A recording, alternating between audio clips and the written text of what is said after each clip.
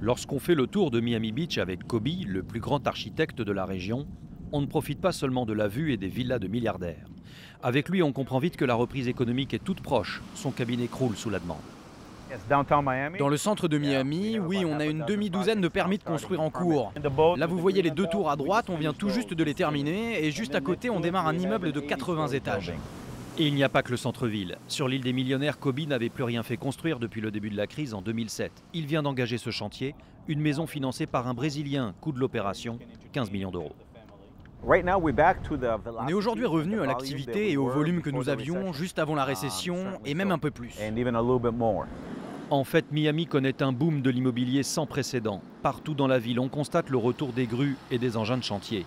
Tous les signes sont positifs. Les transactions, par exemple, ont progressé de 14% en une seule année. Pourtant, souvenez-vous, quand en 2007, la crise des subprimes frappe les Américains, c'est en Floride qu'elle provoque l'effondrement le plus spectaculaire.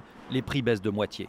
Aujourd'hui, les investisseurs comme John ont retrouvé la confiance et sont attirés par ces prix attractifs. C'est un bon investissement. Il y a beaucoup de projets à venir, il n'y a aucune chance que je perde de l'argent. Ça ne peut que monter.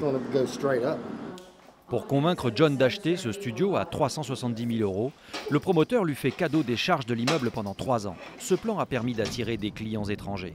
Sur les 800 logements que compte l'ensemble, presque tous ont été vendus ces 10 derniers mois.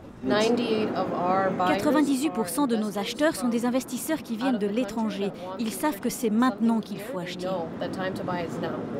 Pour cet agent immobilier français installé à Miami, le marché n'a rien de comparable avec celui de la période des subprimes, car aujourd'hui, il y a peu d'emprunts.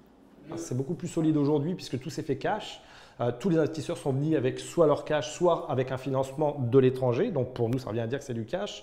Et on est sur quelque chose de nettement plus sain. Les spécialistes estiment qu'en investissant aujourd'hui, un acheteur peut espérer une revente avec une plus-value de 40% d'ici 4 ou 5 ans. C'est le signe que les perspectives sont plutôt bonnes.